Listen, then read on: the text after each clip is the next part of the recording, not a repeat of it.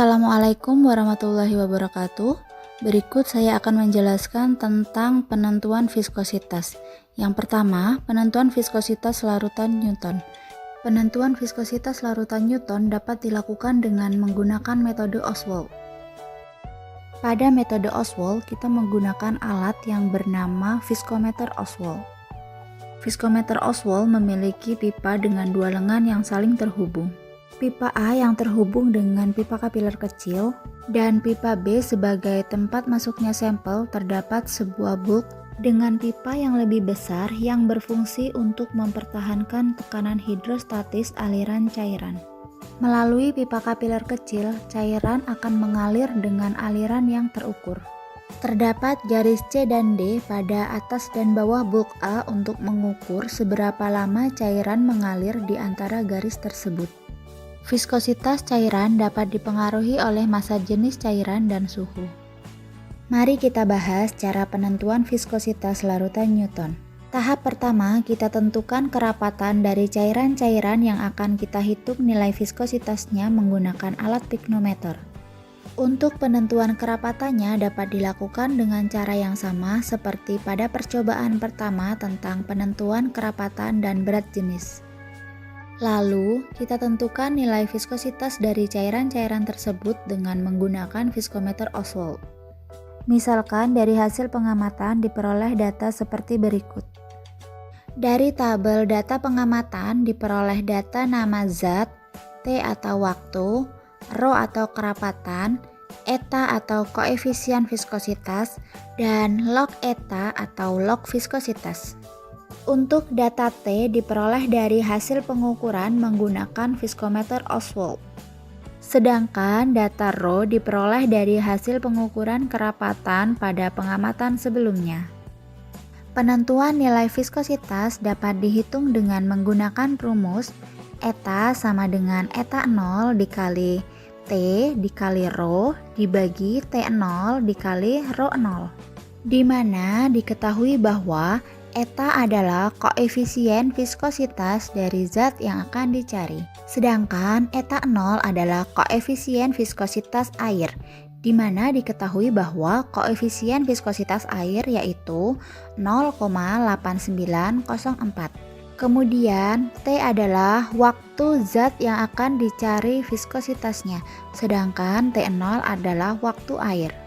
Dan Rho adalah kerapatan zat yang akan dicari viskositasnya, sedangkan Rho 0 adalah kerapatan air.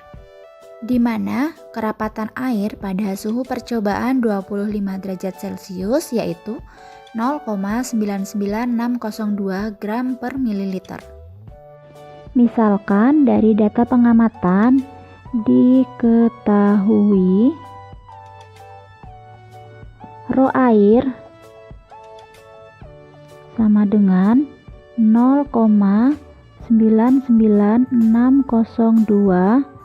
gram per mililiter. Viskositas air sama dengan 0,8904 centipoise. T air sama dengan 15 detik. T alkohol sama dengan 15 detik. Sedangkan Rho alkohol sama dengan bobot alkohol dibagi volume piknometer. Misalkan diketahui bobot alkoholnya 19,55 gram dibagi volume piknometernya yaitu 24,8288 ml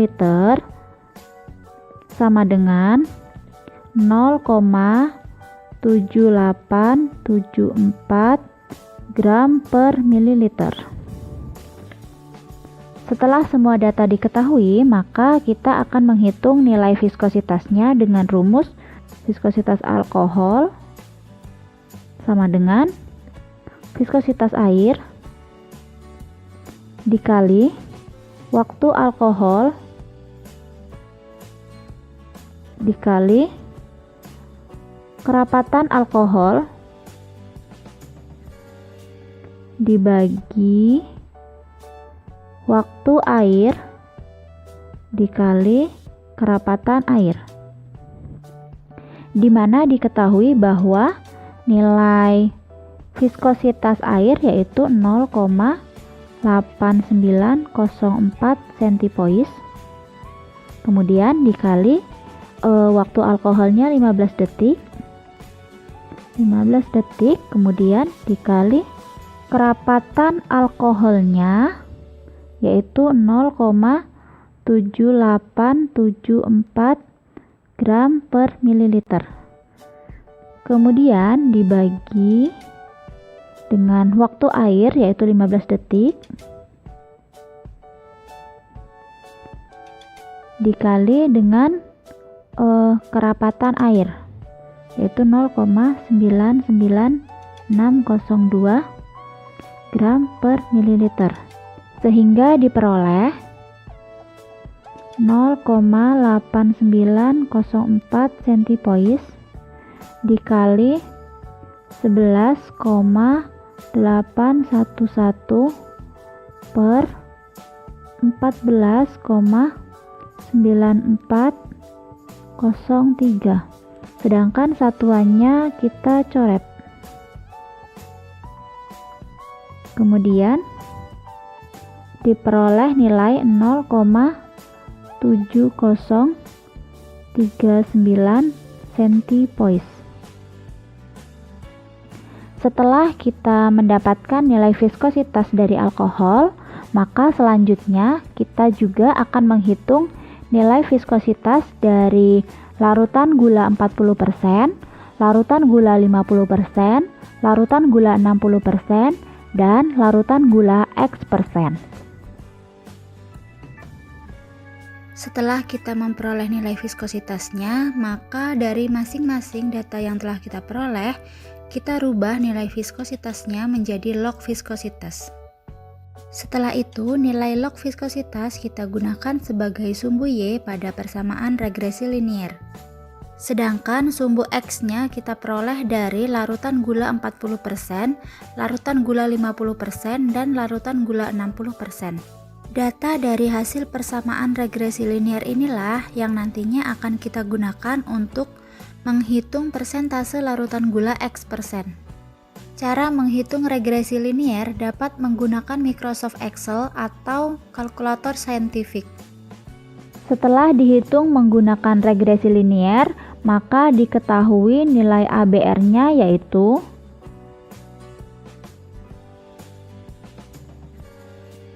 nilai A-nya sama dengan minus 0,2644. Nilai B-nya sama dengan 0,0163 dan nilai R-nya atau R kuadratnya yaitu 0,9925. Setelah diperoleh nilai ABR, maka selanjutnya kita masukkan ke dalam persamaan Y sama dengan BX plus A, di mana nilai Y yaitu nilai dari log viskositas larutan gula X%. Kemudian tinggal kita masukkan nilainya. B yaitu 0,0163X. Kemudian kita masukkan nilai A-nya. Karena di sini nilai A-nya adalah minus, maka langsung kita tulis minus 0,2644. Setelah itu kita tuliskan nilai B dari nilai log viskositas larutan gula X%-nya yaitu 0,3499. Kemudian kita masukkan nilai BX plus A-nya yaitu 0,0163X min 0,2644. Setelah itu kita tulis ulang nilai Y-nya 0,3499. Kemudian nilai A-nya pindah ruas dari min jadi plus 0,2644 sama dengan 0,0163 X. Kemudian nilai Y dan nilai A kita jumlah menjadi 0,6143 sama dengan 0,0163 X. Setelah itu kita akan cari nilai X-nya dengan cara X sama dengan 0,6143 dibagi 0,0163. Maka diperoleh nilai X-nya yaitu 37,6871. Jadi persentase larutan gula X sebesar 37,6871%. Selanjutnya kita akan menghitung nilai viskositas larutan gula 55% secara teoritis. Menggunakan persamaan Y sama dengan BX plus A, di mana nilai Y adalah nilai yang akan kita cari, sedangkan nilai B dan A adalah nilai hasil dari persamaan regresi linier sebelumnya, dan nilai X adalah nilai konsentrasi larutan gula yaitu 55%. Kemudian kita masukkan angkanya ke dalam persamaan. B sama dengan 0,0163 kemudian dikali X sama dengan 55. Kemudian nilai A-nya, karena nilai A-nya adalah negatif, maka langsung kita tuliskan minus 0,2644. Karena di sini terdapat perkalian, maka perkalian kita operasikan terlebih dahulu dengan cara diberi tanda kurung, kemudian kita kalikan antara nilai B dan nilai X, yaitu diperoleh hasil 0,8965. Kemudian dikurang dengan nilai A yaitu 0,2644. Kemudian nilai Y-nya sama dengan 0,6321. Setelah nilai Y-nya kita peroleh, maka selanjutnya kita akan menghitung nilai viskositasnya dengan cara Y sama dengan log viskositas atau log eta. Kemudian kita balik rumusnya dengan cara eta sama dengan log kita balik menjadi anti log Y. Nah, untuk pengoperasian pada kalkulator saintifik, anti log itu dengan cara mengklik shift kemudian klik log, lalu masukkan nilai Y-nya yaitu 0,6321. Setelah itu diperoleh nilai eta atau nilai viskositasnya sebesar 4,2865 centipoise. Yang kedua, kita akan melakukan penentuan viskositas larutan non-Newton menggunakan viskometer Stormer. Viskometer Stormer digunakan untuk menentukan viskositas suatu zat yang memiliki bobot molekul tinggi seperti suspensi, koloid, emulsi, dan sediaan setengah padat. Mari kita bahas cara penentuan viskositas larutan non-Newton. Cara kerjanya dapat dilihat pada video percobaan di mana larutan yang digunakan adalah larutan CMC 1% dan larutan CMC 0,1% dengan Vegum 2%. Berikut adalah tabel data pengamatannya. Pada masing-masing larutan dibuat data pengamatan hasil pengujian viskositas menggunakan viskometer Stormer. Di sini terdapat beberapa data hasil pengamatan. Data pertama adalah data beban yang digunakan pada pengujian. Di sini menggunakan beberapa beban yaitu 50, 60, 70, 80, 90, dan 100. Yang kedua adalah data waktu atau T. T adalah waktu yang dihasilkan untuk melepas masing-masing beban pada hasil percobaan. Sedangkan RPM adalah kecepatan perputaran terhadap sebuah sumbu dalam 1 menit. Nilai RPM diperoleh dari 100 per waktu dalam detik selama 100 putaran dikali 60. Setelah kita mendapatkan nilai RPM-nya, selanjutnya kita hitung masing-masing nilai viskositasnya menggunakan rumus eta sama dengan Kv dikali W per V, di mana Kv adalah konstanta alat yaitu ketetapannya 52, W adalah berat beban dari 50, 60, 70, 80, 90, dan 100, sedangkan V adalah RPM dari hasil perhitungan sebelumnya. Jadi nilai viskositasnya kita hitung per beban.